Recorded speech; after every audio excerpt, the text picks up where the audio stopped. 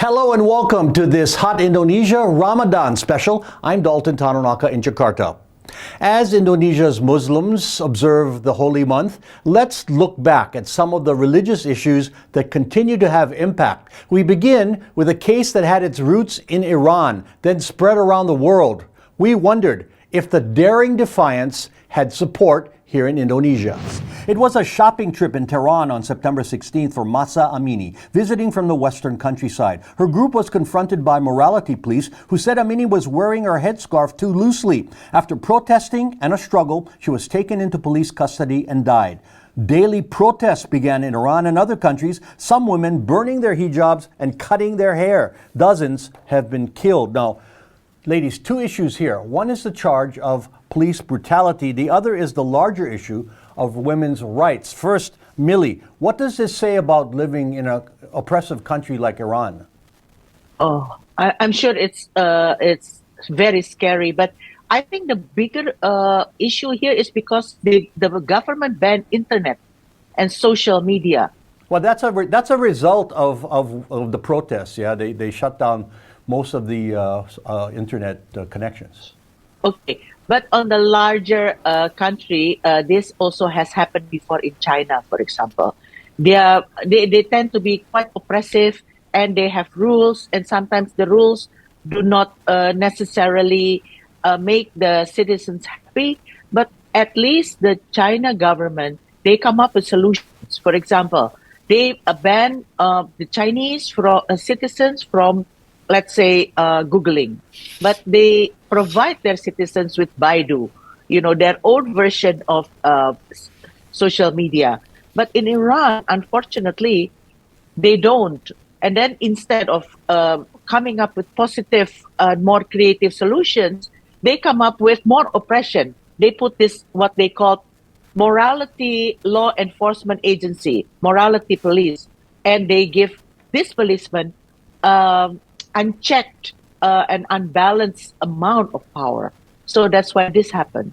Again, this is very sad because I think the Iran government has come up with a very, very negative solutions instead of a more creative solutions like what China government has come up with. Yeah, it's since 1979, Iran has gone completely the other way. It used to be one of the most open countries in that region. Now I haven't seen or heard any show of support by people here in Indonesia. Correct me if I'm wrong, Linda. I guess because here women have a choice. Yeah, it's not mandated by the government. So maybe the lack of sympathy protest because women cannot relate, Linda? Oh, no, actually, there's been some protests on social media, but by the progressive, and they're very far and few in this country. For a lot of Muslim Indonesians, they don't look at it from, for most of Muslim Indonesians, they would look at it from the rights, the human rights, women's rights point of view. They would look at it as a religious dictation, and automatically they would think that, yeah, you should wear them. If we look at our own problems, we have a lot of bylaws already in Indonesia and some of the provinces that actually dictate that. So obviously, Muslims in those areas will not side with the people in Iran protesting now because they're confused. They say, why? We have the same law here, and nobody died. But for most of moderate Muslims, yeah, we see a problem with that. So you see, when it comes to religious tenets, most of Indonesian Muslims cannot separate that from their identity, and then it will always trump against other issues like human rights or women's rights. Unfortunately, that's the case in Indonesia. Younger girls have no choice. Schools are mandating they wear it, and we've discussed that before too. Yeah, although if I may add, it has created this double life. My late father hailed from Aceh, and I got cousins and nieces. The first thing they would do after their planes landed in Alsa, Aceh, was to remove their hijab. And some of them actually, they stay with me. They ask, Auntie, can we remove our hijab? And I always say, I'm not your mom, And you should ask your mother, because I don't want to be known as the liberal auntie that would just allow a lot of things going on. No, if you're supposed to wear them and you want to wear them, you wear them. If you're under legal age, you call your mom and ask. If you're above legal age, you make that decision yourself, but not because you're staying with Auntie Linda. So I make that very clear to them. Okay. So now, that means there is. So that means there is this soft oppression actually going on as well. Yes. Oh yeah. Ladies, let's get back to the situation in Iran. If Amini didn't die, maybe this would not have been such a global issue. If it was a case of maybe just a bad police mistake in custody, Millie, don't you think authorities should say that, and then maybe it might calm everything down? Yes, I agree. But again, for the government to actually founded this type of oppressive law enforcement agency, such and call it a morality police, I think it's out of this world. This is something that is too much. Hey, we have it in Aceh. Yeah, that's why. That is such an oppressive tool used to try to manage and control society, especially women. I have no other words to describe other than a big sigh and a big disappointment. And maybe some moral support to the women fighting the fight in Iran and around the world. For sure. Okay. Sure. Linda, you and I were talking earlier, and you raised a question that I'm kind of curious if you'd kind of repeat that for me, and I'd love to answer it on camera. When we were talking about the latest development in Iran, the president of Iran was coming for a UN General Assembly meeting in New York, and I think Christiana Manpur from CNN had requested a time and place, and they granted it. But then at last minute, they specifically asked if she would wear a scarf, a veil, while interviewing in New York. No, to my knowledge, Christiana Manpur had worn them when she was in Middle Eastern countries, but not outside Middle Eastern countries. So I wonder, Dalton, what do you think about that? Do you think Christiana Manpur did the right thing by refusing to comply, or was there any other factor in play? Yeah, I think I agree with her. I worked with Christiane when I was at CNN. Again, you pointed out it was in New York, so it was her turf. In the Middle East, of course, she complied. She needed to make a statement. If she had worn it, she would have been telling the women in the world that I'm bowing to rules that do not apply to me or are not in sync with my beliefs in human rights. But you know what? Let me throw this out, ladies. This is what I might have done. If she lost the interview, she could have pressed him on what's going on with the human rights in Iran. I might have sat down with them and had the headscarf on at the beginning and did the interview, did most of it, and at the end said, sir, in this moment, I want to tell you that personally as a woman, I show my support for what's going on in your country and our world, and then I would have removed it. I know it's TV, it's entertainment, but it's her right to do that, and I would be curious to see the president's reaction. I know that sounds theatrical, but it would have saved the interview and also made her point. Well, what do you guys think, real quickly? I agree with you. Flippant. I agree with you, Dalton. Yes.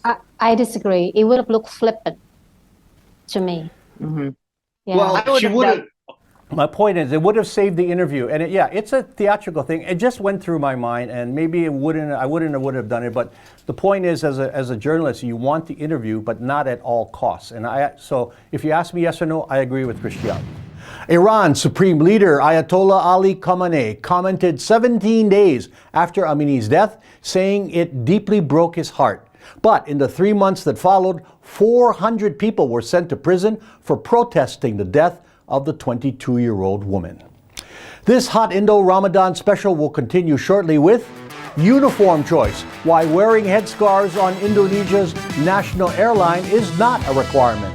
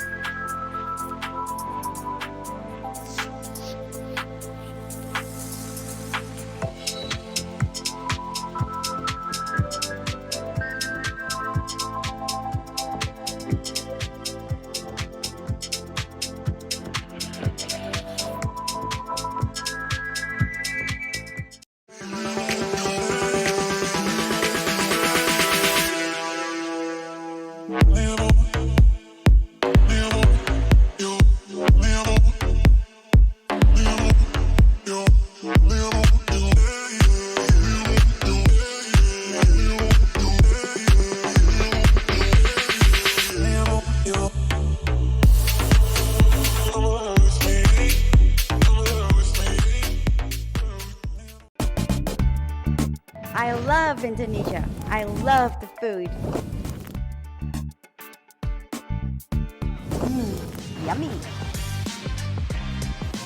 Wow. I'm gonna hunt for ingredients. Now I'm ready to cook. Let's go to the kitchen. It's done. Let's meet to eat. Foodiepedia on the Indonesia Channel. Hi, I'm Handi Kurniawan and I'm watching the Indonesia channel in Hong Kong.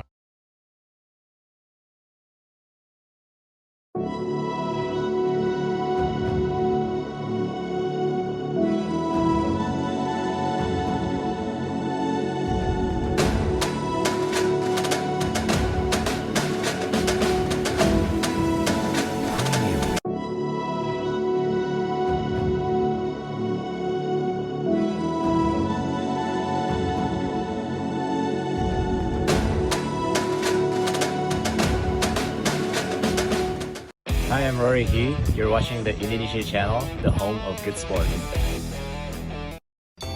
I'm Trần Minh Ngân of VCCTV Net Việt in Hanoi. I'm Thairat Thumya of Thailand's Thairat TV in Bangkok. I'm Monica Sambodet from the National Television of Cambodia in Phnom Penh. I'm Raymond Go of Malaysia's TV3 in Kuala Lumpur. I'm Glenda Chong of Singapore's Channel News Asia. I'm Raisa Chantami of the Indonesia channel at the ASEAN Secretariat in Jakarta. This is your weekly look into the dynamic Southeast Asia region. ASEAN Today on the Indonesia Channel. The Best of Bali takes viewers on a special guided tour of the treasures of the island of the gods. Well, the romantic dinner is beautiful. The Best of Bali, only on the Indonesia Channel. You're watching a Hot Indonesia Ramadan special. There is another side to the headscarf debate. Here in Indonesia, flight attendants on the country's national airline do not wear hijabs, and religious leaders have questions about that uniform choice. The issue of wearing religious head coverings has now gone sky high. Islamic leaders say they are surprised to learn that female flight attendants on the country's national air carrier, Garuda, do not wear hijab. The airline says there is no outright ban, but workers say they are told not to wear it on duty. Now, Garuda Airport and office workers, you've seen it, they are allowed to wear headscarves on duty. And flight attendants are allowed to wear it on Hajj pilgrim flights, but only seasonal to the Middle East. Now, I have not heard of any complaints or protests by workers or any internal problems. So, Nina, what's the issue here? Yeah.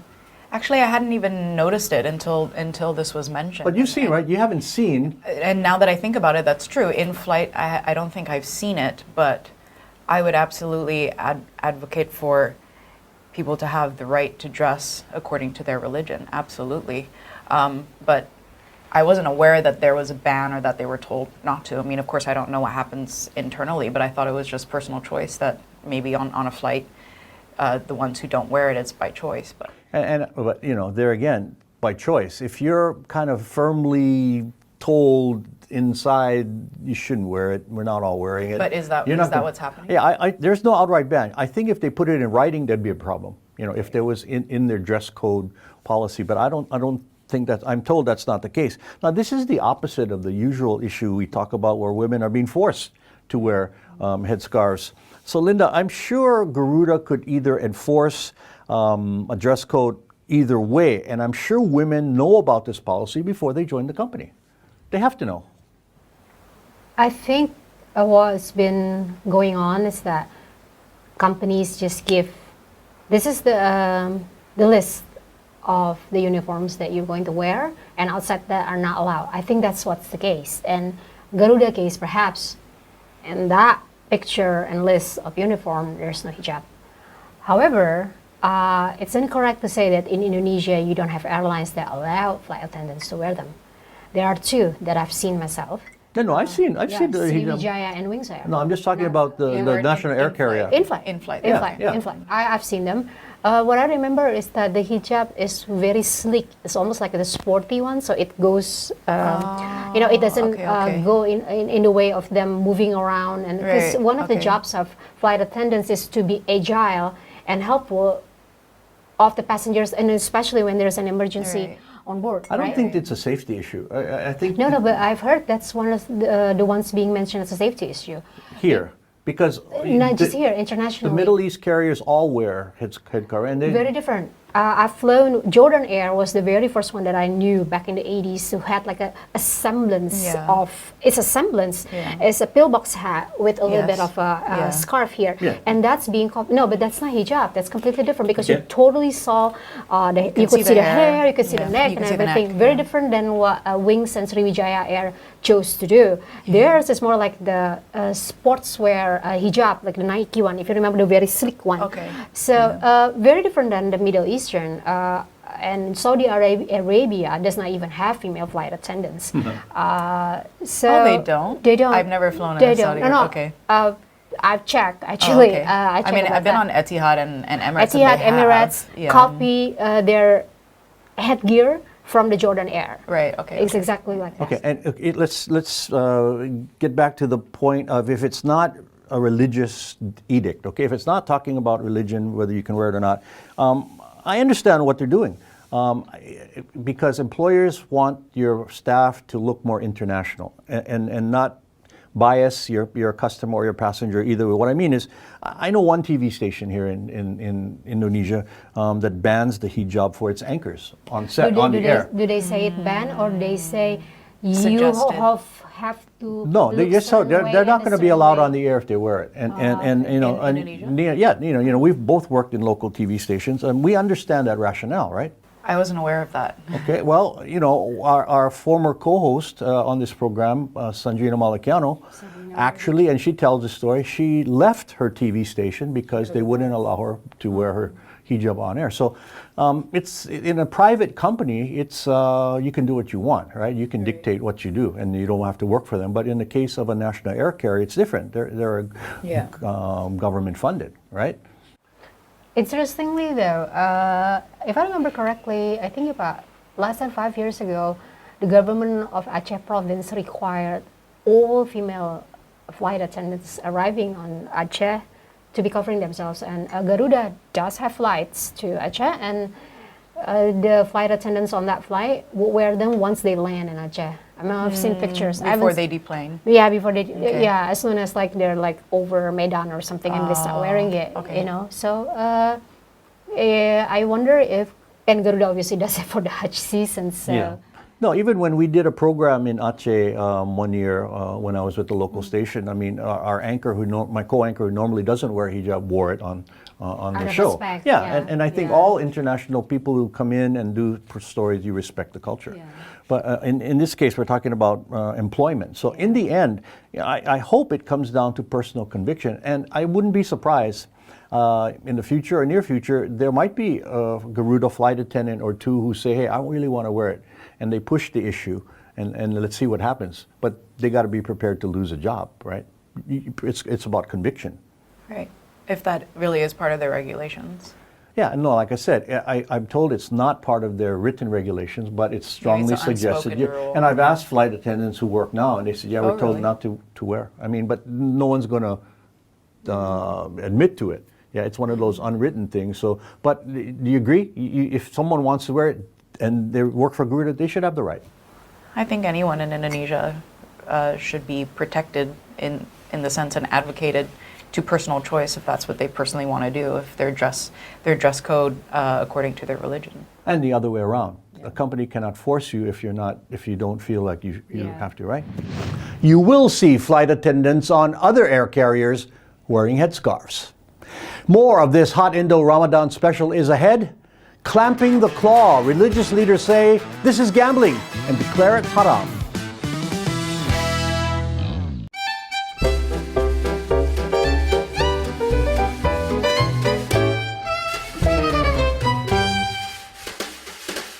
Produk lokal memang handal, kreasi lokal memang spesial. Ayo beli buatan negeri, bangga sekali produk sendiri.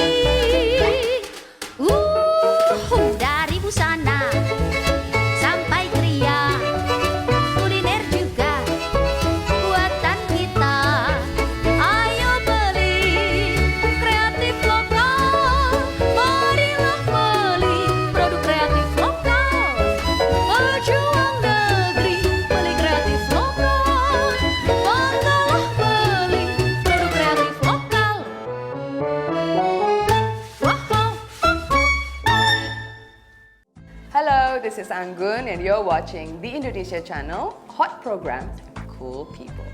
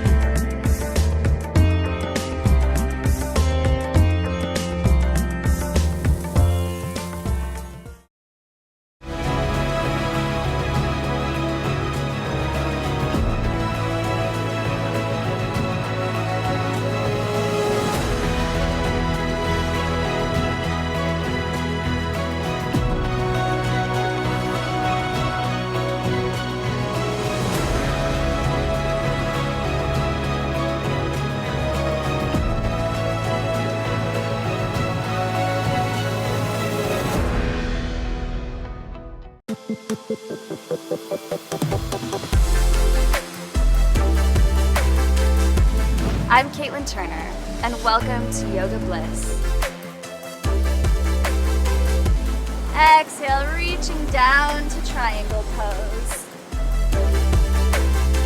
Roll your knee out and up to the sky, breathing here. Yoga Bliss, only on the Indonesia channel.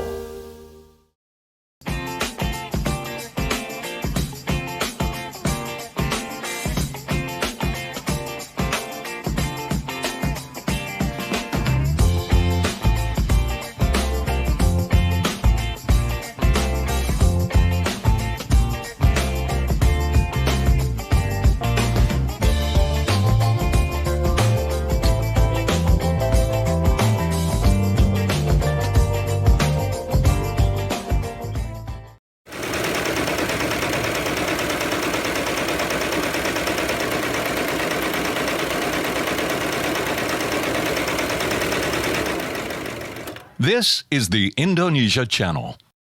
You are watching iPop Playlist.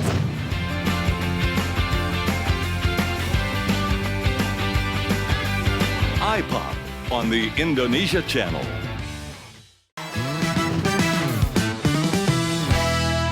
You're watching our Hot Indonesia Ramadan special from Jakarta. Games of amusement are simply that, to amuse and entertain you. But a certain arcade game caught the attention of religious leaders, and so they took action in clamping the claw. They've been around for more than 50 years in Asia. Called the claw or UFO catcher in Japan, this popular game involves lowering a device that can grab a prize for the user. The Nahdlatul Ulama in Purworejo in Central Java says this is gambling and declared the claw haram or forbidden. Now it costs kids 1,000 rupiah or 16 or 6 cents per try. You know, I understand Muslim leaders wanting to prevent their kids from spending all their money. But Linda, shouldn't religious declarations be reserved for more serious matters? They have the right to do that. But to me, here's the thing. Purworejo is a county in Central Java. Population at 2020, 385,000. It's a tiny population. So, and they can say whatever they want, but they only needed to be heeded by 385,000 people, which I'm guessing they're not gonna accomplish that. And their stunt, I'm calling it stunt because a lot of these edicts seem to be just like a stunt to grab attention. And their stunt was picked up by their own organizational publication. You know, would then picked up by the TIC because the TIC just picks up most things anyway. So, they're not really getting a lot of traction, beyond Purworejo. So I say, let them. The kids could just get in the car and travel for 20 minutes. They're going to be outside the county, and they're going to play that. And couldn't they have left it to the parents and made it just a warning to parents? Please watch your children. Don't do these kind of things, whatever it is, right? I think they meant to do that. I think that was the parents. They're saying because they know the money comes from the parents, right? So they're saying this is haram, so they do that for your kids. I think that's what they're trying to do. Millie, perhaps too, these kind of machines or other machines of games in arcades could be maybe restricted to adults, like cigarettes or alcohol, which are also haram? Well, come on. Again, this is, I think, too much, Dalton. Gambling, huh? Gambling, eh? Look at us in the golf course. We gamble like crazy, Okay, this hole belongs to you. This hole belongs to me. How much should we be willing to bet? Does that mean we're gambling? Does that mean we have to stop golfing? And a lot more than 1,000 rupiah. Well, 1,000, 100,000, potato. Yeah. Well, I mean, it matters to people, who don't have as much. But my point in this segment was, it's a game. It's popular. Yeah, it involves chance, but control your kids and don't give them the money to play it. I don't think we need the religious authorities stepping in on this. One of my favorite games. It is feedback time, and we like all the comments we get from you around the world. Please keep your comments coming. Ame Cool had this to say about cabinet ministers running for high office. I think they should resign, as they will campaign and abandon their job. And Yaya posted this on Indonesians being the shortest people in the world. Height doesn't matter much as long as we're healthy and happy. Send all your comments and questions to our Hot Indonesia or Indonesia channel, YouTube, Instagram, Facebook, and Twitter pages. And my final words. Ramadan is a time of prayer, reflection, and fasting. For minority non-Muslims here in Indonesia, let us be respectful and mindful of the spirit of the month. Despite our differences, a warm feeling of community always seems to bring us together, whether in faith or a meal to break the fast. And that is our Hot Indonesia Ramadan special. Thank you for watching. I'm Dalton Tanonaka in Jakarta. Please have a safe holy month.